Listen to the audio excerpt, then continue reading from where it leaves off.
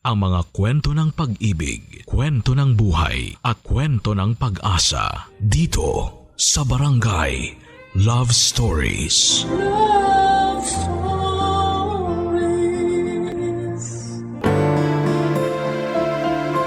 Marami tayong mga katanungan sa buhay natin at kapag hindi nabigyan ng kasagutan, para bang may kulang.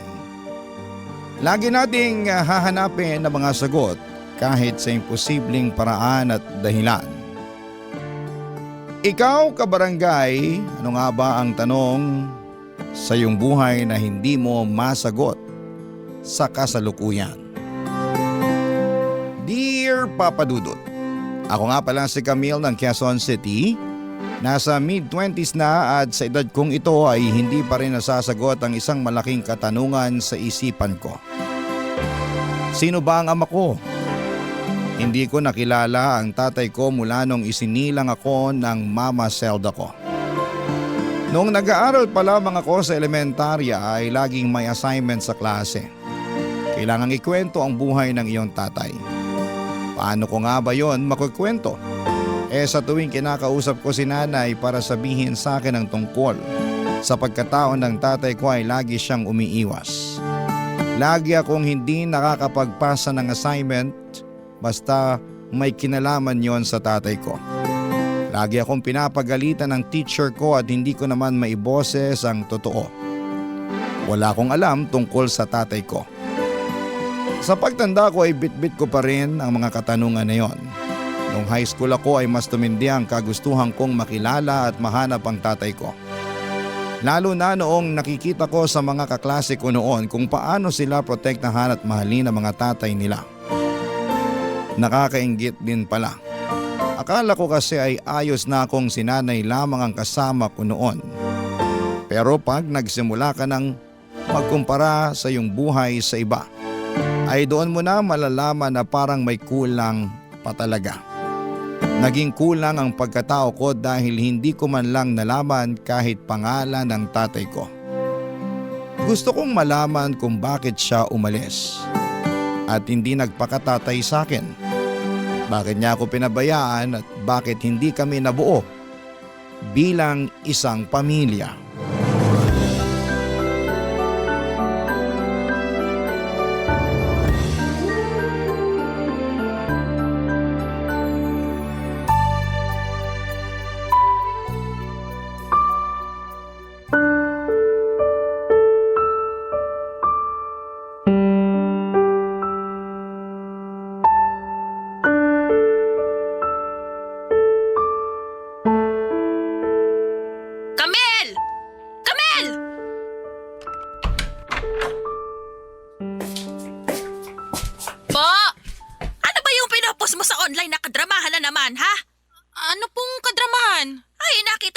Madel mo ang post mo tungkol sa tatay mo. Napakasumbongera naman talaga ni Tia Madel. Abay, dapat ka lang niya isumbong sa akin. Palibhasa, hindi tayo friends sa online kaya akala mo pwede mo nang i-post lahat.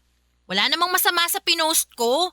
Nag-share lang ako ng post tungkol sa mga tatay. Hindi ko alam kung bakit kailangang masamain niyo yun ni Tia Madel. Mamasamain namin kasi matanda ka na. Pero atungal ka pa rin ng atungal tungkol dyan sa tatay mo. Aatungal po talaga ako kasi wala naman akong alam tungkol sa kanya. Masama bang maglabas ng sama ng loob? Tsaka, social media ko naman yun eh. Ano bang pakialam nyo? Ano pakialam ko? Aba, yung sasabihin ng ibang tao. Ano na lang ang iisipin nila kapag nabasa nila ang post mo tungkol sa tatay mo, ha? Nakesyo, hindi ko maibigay sa'yo ang kailangan mo, kaya hinahanap mo pa rin ang tatay mo. Bakit, Camille? Hindi pa rin ba ako sapat na nanay mo para mabuo ka? Kailangan ba talaga hanapin mo pang walang kwenta mong tatay? Nay, mula pagkabata ko, isa lang ang alam ko tungkol sa tatay ko. Walang kwenta. Sa tuwing tatanungin ko kayo, puro yan lang ang sagot nyo. Wala naman kasi talagang kwenta ang tatay mo. Ano pang gusto mong sabihin ko? Sabihin nyo na lang kasi sa akin kung anong pangalan niya. Kung anong paborito niyang kulay ng damit. Kung ano yung pagkain na hinahanap-hanap niya tuwing pagod siya sa trabaho. Yun lang naman ang kailangan ko, Nay. Madrama ka. Mga linya, akala mo artista sa pelikula. Hoy, Camille, nasa totoong mundo ka. Hindi mo ako pwedeng bagsakan ng mga ganyang tanong. Tama nung alam mo nang walang kwenta ang tatay mo. Maganda nga sana kung ako mismo makakaalam kung totoong walang kwentang tatay ko eh. Aba, talagang gusto mo pang maranasan ang pagiging walang kwenta ng tatay mo, ha? Sigurado ka ba riyan? Huwag kang masyadong pangunahan ng mga salita mo, ha? Hindi mo alam kung ano sinasabi mo. Siguro nga po hindi ko alam kung anong sinasabi ko kasi kulang ako sa kaalaman tungkol kay tatay. Ayun! Ilulusot pa rin talaga ang kagustuhan na makilala ang walang kwenta niyang ama. Ay, kung alam ko lang na parang mas kailangan mo pang tatay mo kaysa sa akin, sana pala hinabol ko na lang siya at binigay kita sa kanya. Hindi ko naman po sinasabing mas kailangan ko si tatay kaysa sa inyo, Nay. Kaya lang, Hindi mo na lang inintindi kung gaano kahirap sa akin na palakihin kang mag-isa. Tugot pawis ko ang pinundar ko sa iyo, mabigyan lang kita ng magandang buhay. Tapos, ito pa ang isusukli mo sa akin. Nay, wala naman ako Tama na! Huwag mo na akong kausapin. Nasasaktan ako sa mga ginagawa mo. Ay, sige, ganito na lang. Takbuhan mo naman palagi ang online, hindi ba? I-post mo na lang doon yung paghahanap mo sa tatay mo. Baka sakaling maging masaya ka na kapag nahanap mong wala mong kwentang ama. Iwan mo na lang ako. Ako na nagpalaki sa'yo.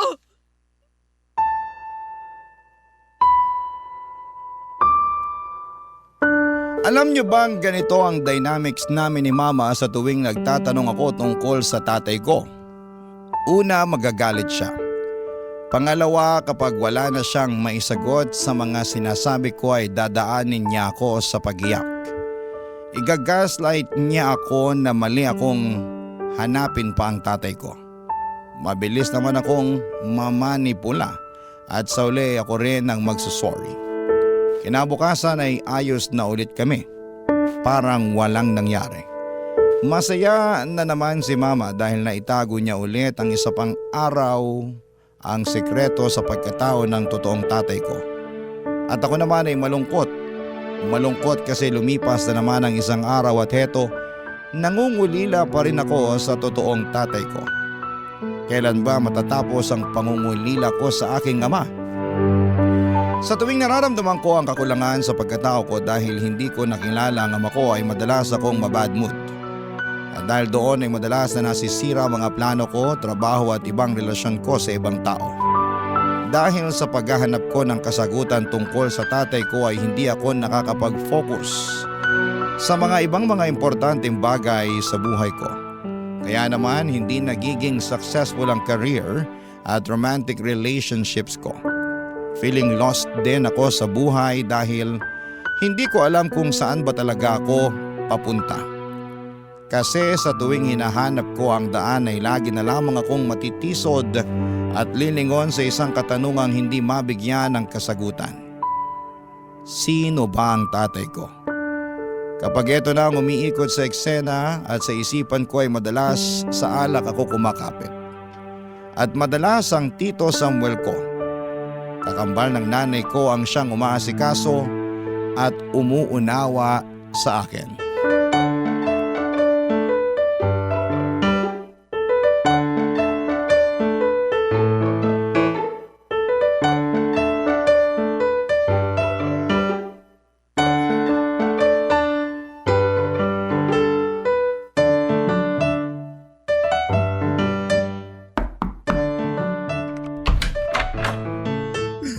Camille, gising ka na naman.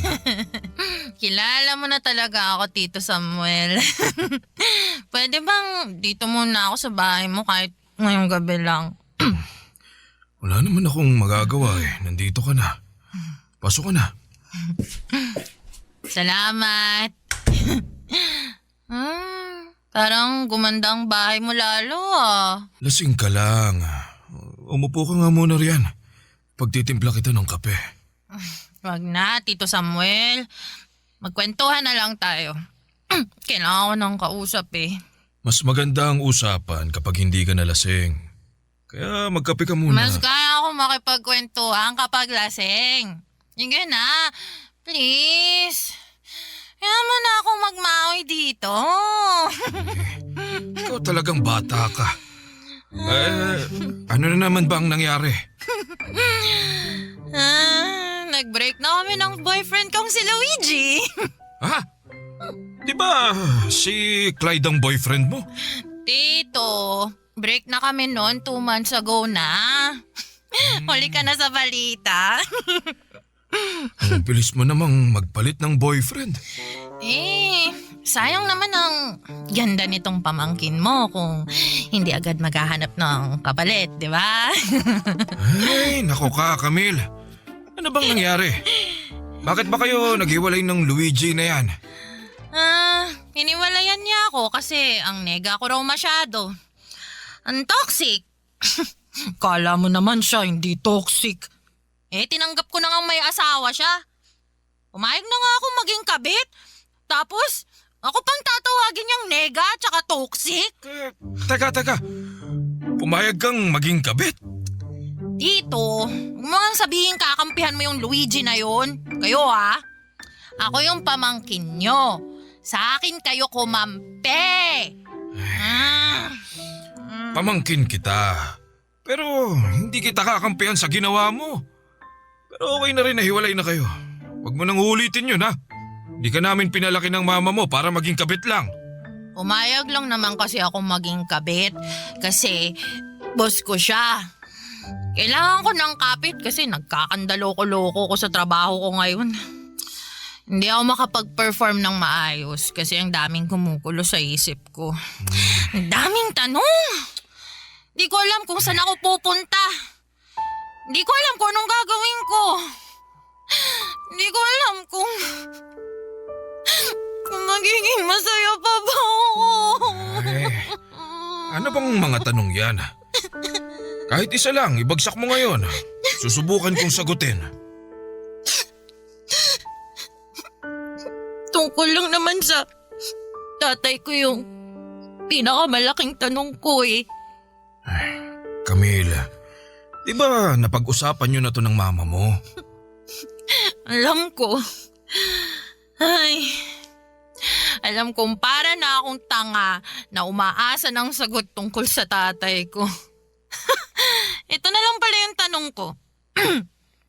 Bakit hanggang ngayon, pinagtatalunan pa rin ng mga tao kung ano yung nauna?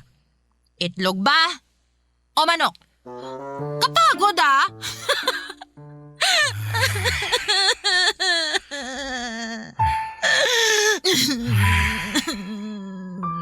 Kalaro ko sa basketball ang tatay mo noon.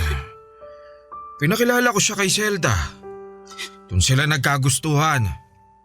Henry ang pangalan ng tatay mo. Wala akong picture niya rito dahil pinatapon na lahat ng nanay mo. Lahat ng pwedeng maging halahala namin tungkol sa kanya. Pero nasisiguro ko, kamukha mo siya.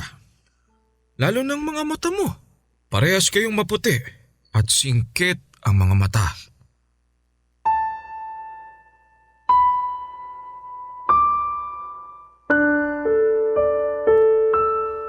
Parehas kaming singkit at maputi ni tatay.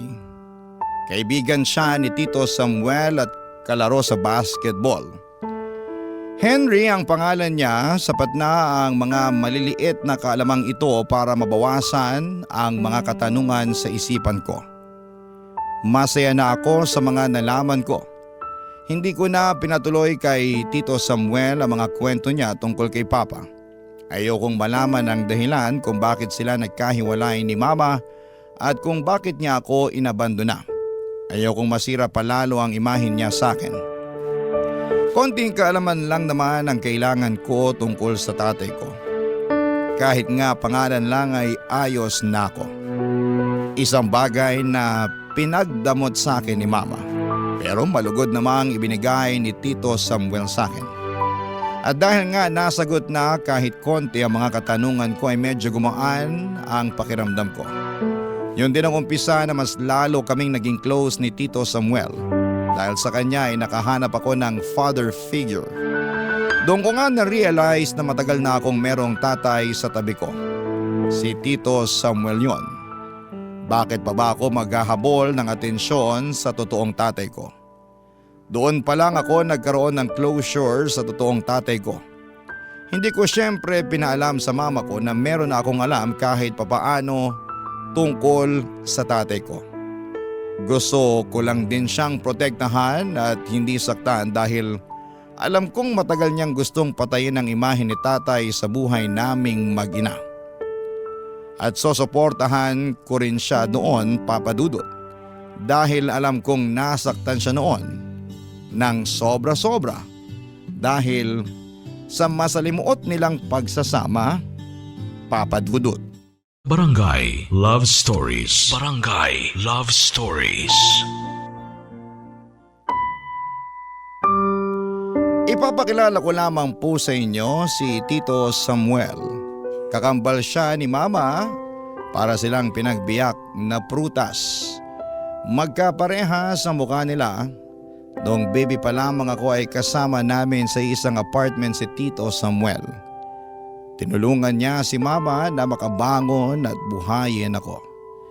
Noong time na kaya na ni Mama na kaming dalawa na lamang ay bumukod na kami kay Tito Samuel. Umalis na rin si Tito Samuel sa apartment na yon at bumili ng sarili niyang bahay. Maganda kasi ang trabaho ni Tito Samuel. Mabilis lang siyang nakapagpundar ng bahay at ibang kailangan niya. Pero kung swerte siya sa karir ay bokya naman siya sa love life.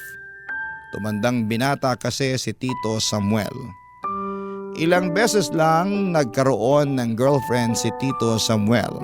Grade 3 pa lamang ako noon, tanda ko pa. Si Tita Mila, mabait po si Tita Mila at inalagaan niya si Tito Samuel at ako. Kaya lang ay hindi sila nagkatuluyan kasi nakakilala ng foreigner si Tita Mila. Doon nata na trauma si Tito Samuel at hindi na siya nagkaroon pa ng karelasyon muli. Nag-focus na lamang siya sa trabaho niya at sa pag-aabot ng pera sa aming mag-ina. Hanggang sa umabot na siya ng 60 pero wala pa rin siyang naging asawa. Ang alam ko ay sinukuha na niya ang paghahanap ng pag-ibig.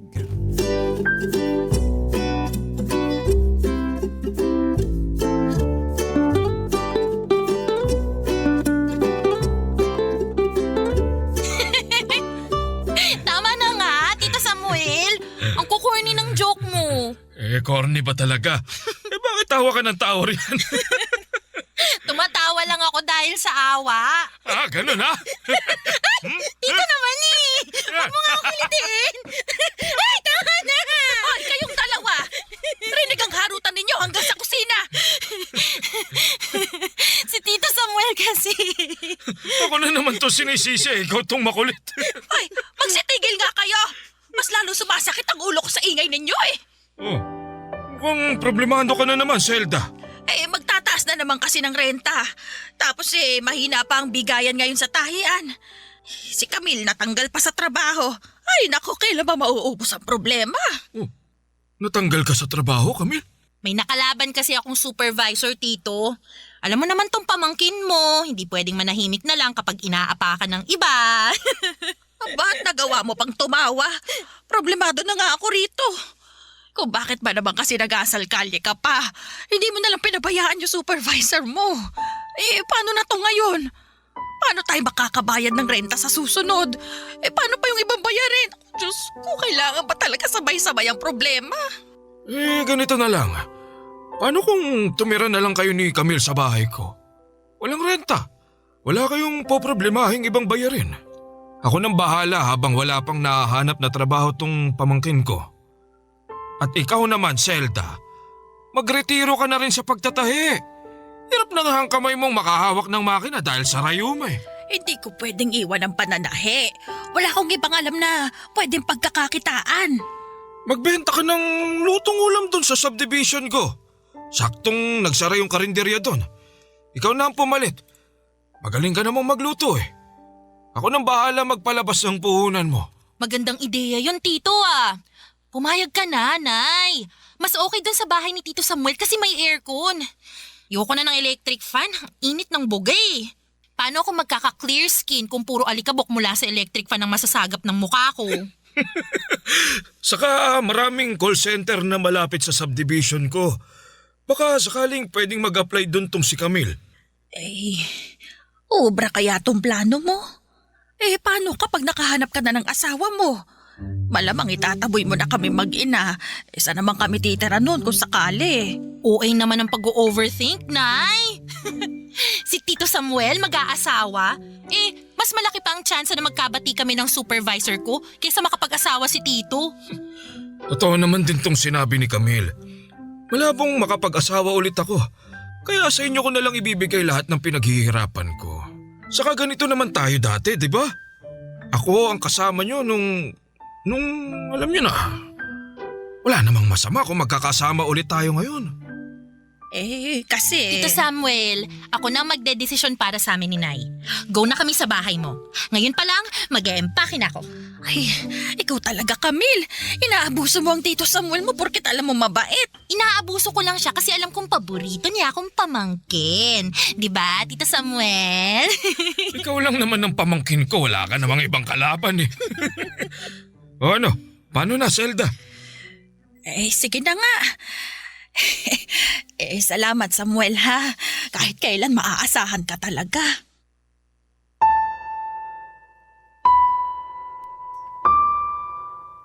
Nakwento ni Mama sa akin noon kung paanong nagsakripisyo si Tito Samuel para sa amin.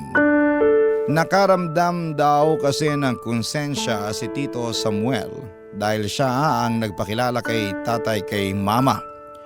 Kaya feeling niya ay cargo niya kami. Halos lahat ng OT sa trabaho tinatanggap ni Tito Samuel. Masiguro lamang na merong pangbili ng kailangan ko noong baby pa lamang ako. Meron nga ring offer sa kanya sa ibang bansa kaya lang ay tinanggihan niya. Ilang buwan pa lang kasing nakakapanganak noon si Mama. Alam niyang vulnerable pa ang estado ni Mama at hindi niya kami pwedeng iwanan. Wala na kasi silang mga magulang dahil parehong namatay noong baby pa lamang sila. Bata pa lamang sina Mama at Tito Samuel, pinasa-pasa na sila sa iba't ibang kamag-anak para maging katulong sa bahay. Hanggang sa nagsumikap si Tito Samuel para makayanan na nila ni Mama na umalis sa poder ng mapang-abusong kamag-anak nila. Doon na sila nagpasyang tumungo sa Metro Manila. Kaya nga walang ibang bukang bibig si Mama noon kundi ang kabutihan at kadakilaan ni Tito Samuel. Saksi naman ako roon. Kahit nga magdalaga na ako ay hindi pa rin niya ako pinabayaan. Lahat ng gusto ko ay ibinibigay niya. Naging tatay talaga siya sa akin. Kapag may hindi maibigay noon si Mama sa akin ay alam ko na agad na kay Tito Samuel ako dapat lumapit. Hindi naman niya ako binibigo kaya nga minsan ay pinagdarasal ko na sana ay hindi na siya makahanap pa ng karelasyon at magkaroon ng anak. Baka kasi mahati na ang atensyon at pagmamahal niya sa amin. Alam kong masamang panalangin yon pero kasi bilang isang anak na hindi nakilala ang ama, natural lang siguro nakakapit ako at hihiling na huwag mawala ang isang tumatayong tatay sa buhay ko. At si Tito Samuel yon, Papa Dudut.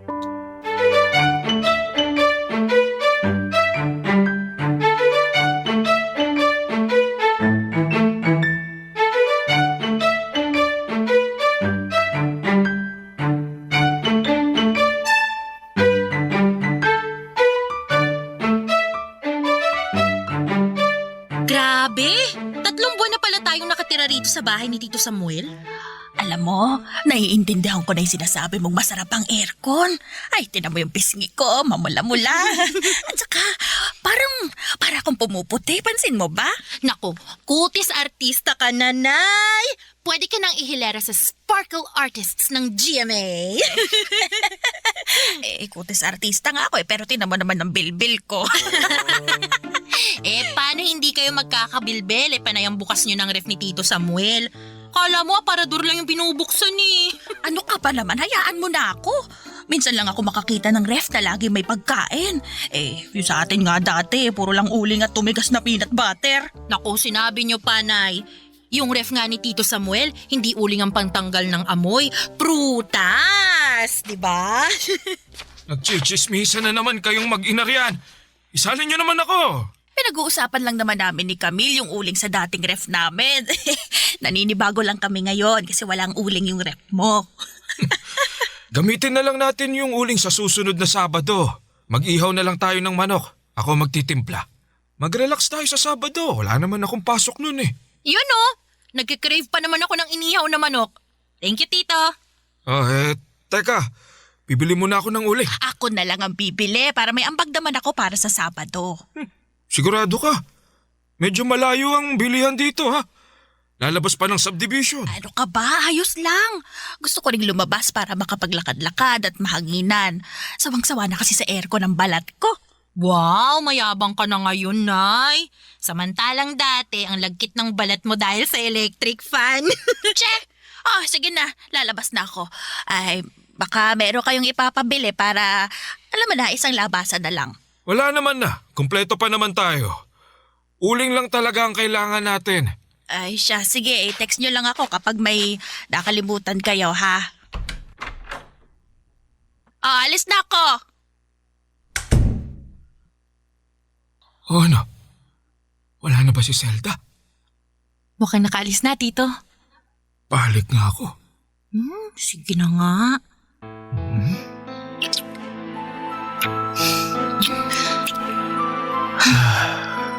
Buti na lang pinasimplehan mo si Mama sa uling. Kanina pa kita gustong halikan, Samuel. Akala ko nga hindi na siya mag-o-offer na lumabas eh.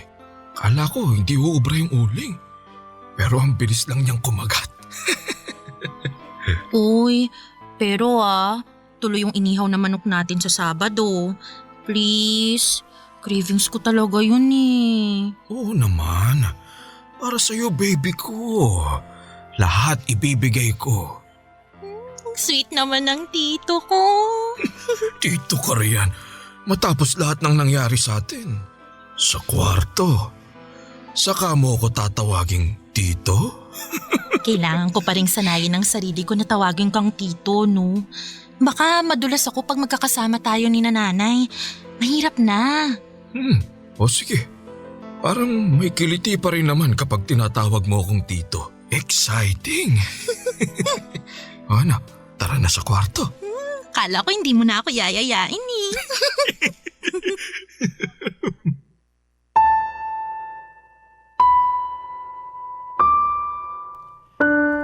Binuhat ako ni Tito Samuel papunta sa aming kwarto. Doon ay may nangyari sa amin. Matagal na naming inililihim ang relasyon naming dalawa, planado ang lahat. Pinalabas kong natanggal ako sa trabaho pero sa totoo lang ay nag-resign ako, Papa Dudut. Para magipit si Mama dahil wala nang sasalo ng mga bayarin sa bahay, lalo't alam ko na mahina na ang pagtatahi niya. Na-manipulate namin ni Tito Samuel si Mama. Umayon sa amin ang tadhana sa mga plano namin. At mas lalo kaming napalapit sa isa't isa noong lumipat na kami ni Mama sa bahay ni Tito Samuel. Mas exciting ang kaganapan sa amin dahil inililihim namin yon. Pasimple kami kung maghalikan at magyakapan. Ang ilang minuto na wala si Mama sa paningin namin ay sinusulit namin ang ilang segundong halik. Kailan ba nagsimula ang relasyon namin? Kung tatanungin ninyo ako ay nagsimula yon noong lasing akong pumunta sa bahay ni Tito Samuel. Hindi dahil sa ala kaya may nangyari sa amin, kundi dahil feeling ko ay siyang naging sagot sa lahat ng mga tanong at problema ko. Ewan ko ba? Parang na-attract ako sa kanya noong time na sinabi niya sa akin ang ilang detalye sa tatay ko. Tapos nahaluan pa ng alak. At hindi lang yan, nahaluan pa ng mga alaala kung paano niya kami inalagaan at protektahan noong nasa poder niya kami noong bata pa lamang ako. Yun ang tipo ko sa isang lalaki. Malas nga lang talaga na tsuhin ko siya at kapatid ni Mama. Pero feeling ko ay malulusutan naman namin yon, Papa Dudut. Barangay Love Stories. Barangay Love Stories. Nagpanggap akong may trabaho para makapag-check-in kaming dalawa. Nahirapan na kasi kaming lumusot kay nanay dahil paikot-ikot siya sa bahay. Imposibleng hindi niya kami mahuli kasi sobrang aligaga niya. Kaya naman naisip namin na mag-check-in sa mga mumurahing motel. Nag-out of town din kami madalas ni Tito Samuel at hindi kasama si Mama. Hindi pa naman siya naghihinala. Aaminin ko na nalulungkot ako sa sitwasyon naming dalawa. Mahal ko na si Tito Samuel, mahal din niya ako. Paano na ba kami? Ang hirap lang kasi sa part ko na hindi ko malayang na-express ang pagmamahal ko para kay Tito Samuel. At alam kong ganon din siya sa akin, hindi na lang namin pinag-uusapan dahil sumasama lang ang loob namin. Kung kailan nasa tamang tao na kami, bakit kailangang magtago pa? Ganon na ba kasamang magmahal ng kadugo mo? Sa pagkakaalam ko naman, sa mga unang panahon, magkakamag-anak lang din ang nagkakatuluyan. Bakit hindi pwede ngayon sa panahon natin? Masyado naman silang mahigpit. Sana naman ay maunawaan kami sa sitwasyon namin kasi nagmahal lang naman kaming dalawa, Papa Dudut.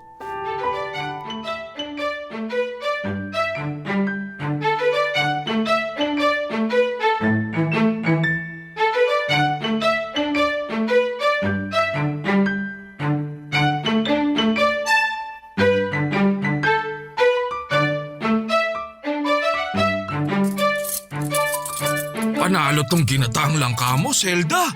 Paano pa naman panalo rin yung inabot mong budget para sa ulam natin. Yung dinamihan ko na yung hinalo kong baboy dyan.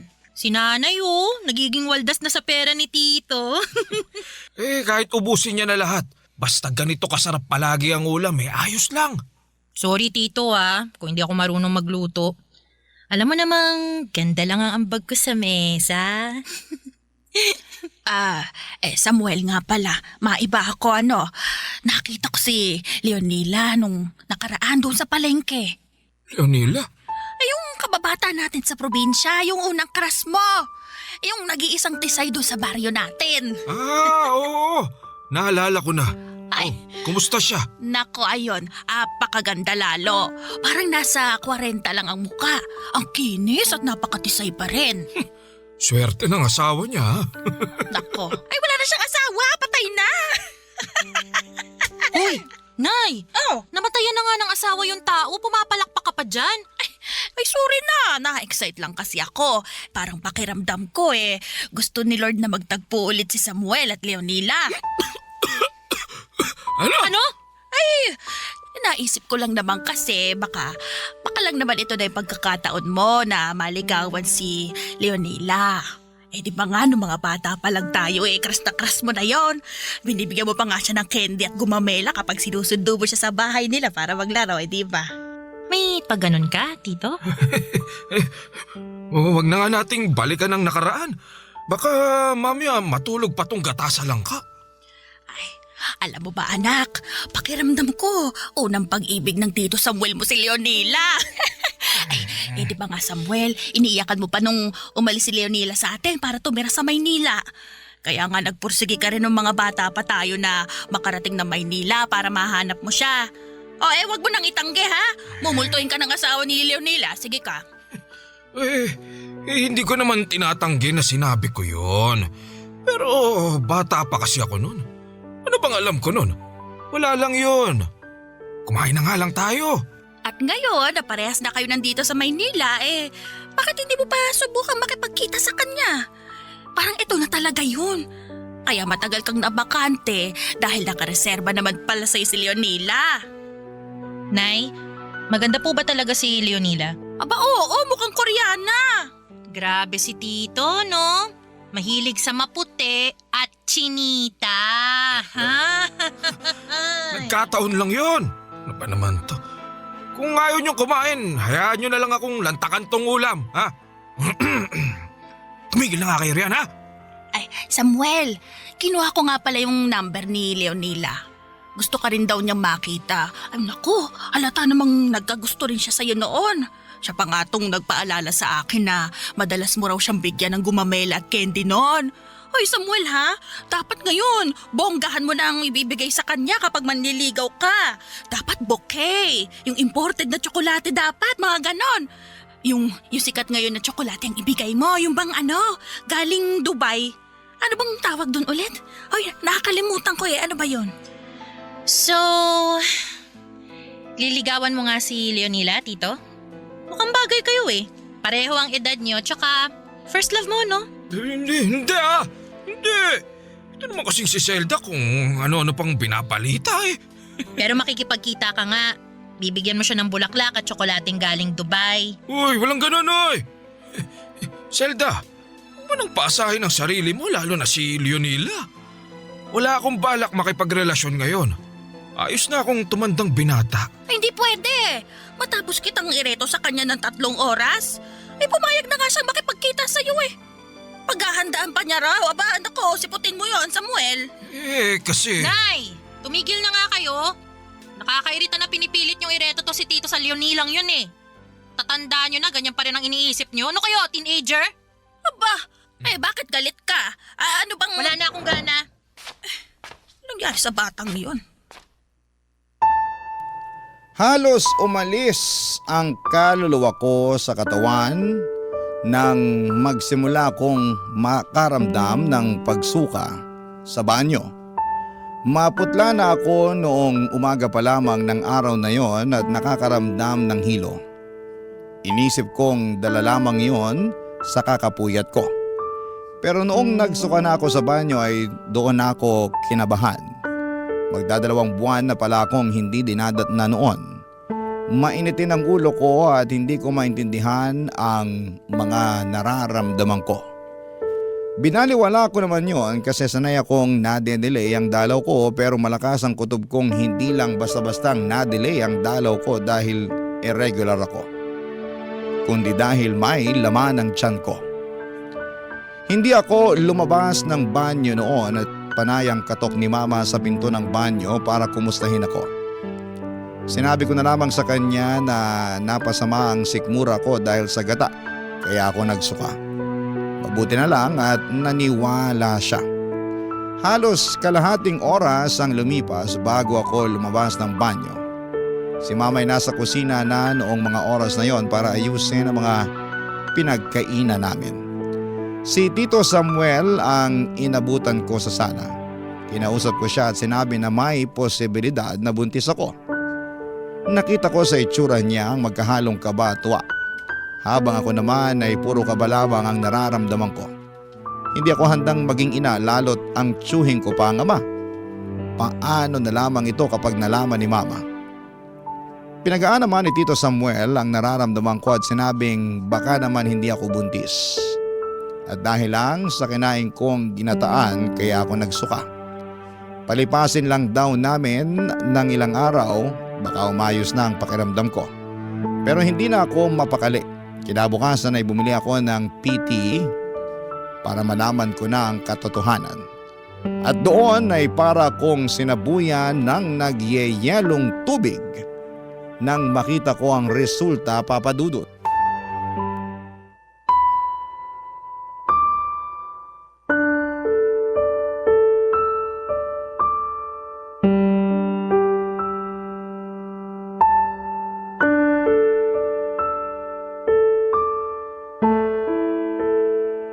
Samuel, paano na to? Hindi ko rin alam. Anong hindi mo alam? Ikaw tong nakabuntis sa akin, panagutan mo to. Huwag naman ako ang pagbuntunan ng galit mo. Papanagutan ko naman yan eh. Papanagutan? Sa tingin mo papayag si nanay kapag nalaman niya to? Alangan namang ipahako mo sa iba. Sinong tangang lalaki ang papayag? Ikaw kasi tong tanga. Hindi ka nag-ingat. Huwag na nga tayong magsisihan. Parehas naman nating ginusto ang mga nangyari sa atin ah. Pero hindi ko naman ginusto ang resulta eh. Mapapatay ako ni nanay kapag nalaman niya. Paano kaya kung wag nating sabihin sa kanya na buntis ka? Tanga ka talaga, no? Alangan namang ilihim natin habang buhay na may anak ako. Anong klaseng pag-ipit sa tiyan ang gagawin ko para hindi lumobo, ha?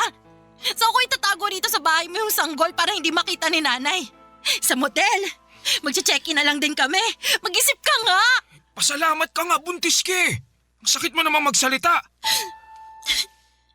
Sorry. Na-stress ako eh. Alam mo namang sa ating dalawa, ako tong magbubuhat sa anak natin.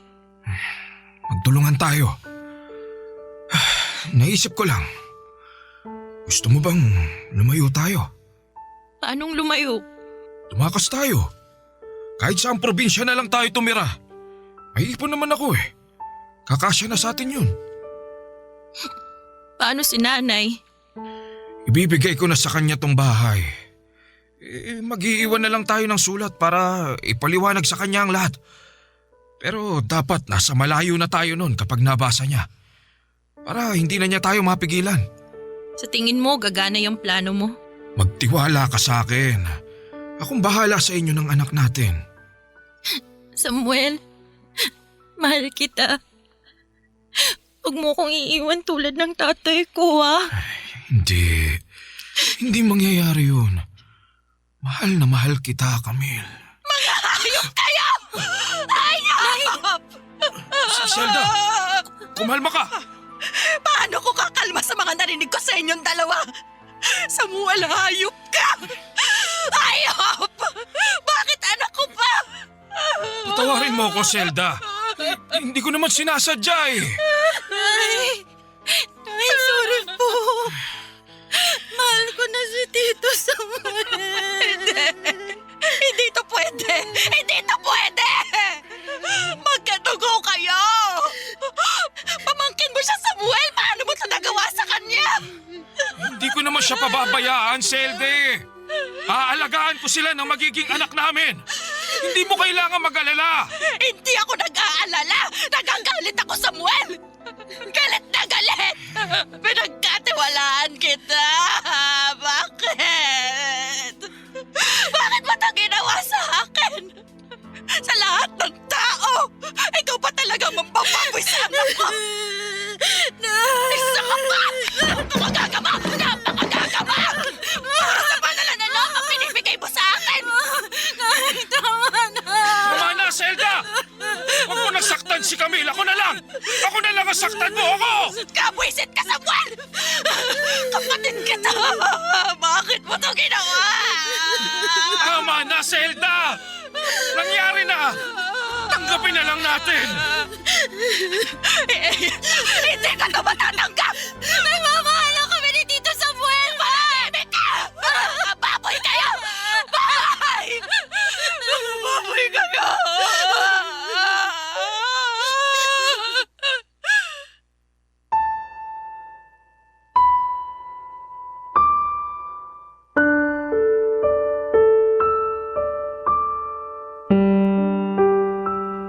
Hindi namin mapakalma noon si Mama Papadudut. Hindi ko siya masisi, kaya nga hinayaan kong saktan niya ako ng paulit-ulit kung yun lamang ang paraan para mapatawad niya ako.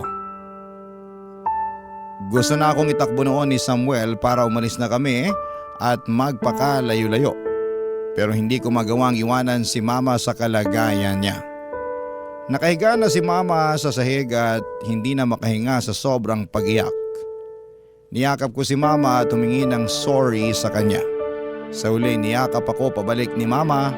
Nang kumalma na siya ay pinag-impake na niya ako ng mga gamit para umalis na. Pero pinigilan kami ni Tito Samuel. Siya na lang daw ang aalis at iiwan na niya ang bahay para sa amin. Regalo na lang daw niya yon para sa aming mag-ina. Siya na lang daw ang lalayo. Tinanggap na lamang yon ni Mama bilang wala na rin siyang ibang choice dahil yun na ang pinaka-praktikal sa lahat. Doon ako biglang natauhan. Doon ko na-realize na maling-mali ang ginawa namin ni Tito Samuel. Nadala ako sa matinding kasabikan na magkaroon ng isang ama kaya pumatol ako sa kanya. Nabulagan ako sa nararamdaman kong yon. At nang mahimasmasan na ako ay doon ako naggalit sa sarili ko dahil hinayaan kong magpamanipula kay Tito Samuel. At ang masakit pa ay meron pang isang inosenteng sanggol sa sinapupunan ko ang nadamay sa ginawa kong pagkakamali. Sa ngayon, Papa Dudut, ay malapit na akong manganak. Wala na si Tito Samuel at wala na kaming balita sa kanya. Unti-unti ay inaayos namin ni Mama ang relasyon na nagkaroon ng lamat dahil sa nangyari sa amin ni Tito Samuel.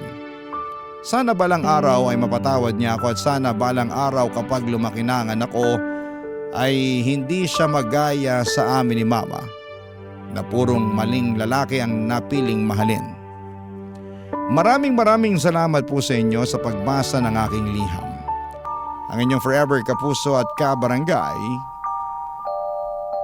Camille. Ako, gigil na gigil talaga ako sa nangyayari sa kwento natin. O ikaw, kabarangay, kumukulo rin ba dugo mo? Pwede kang mag-iwan ng comment sa ating comment section.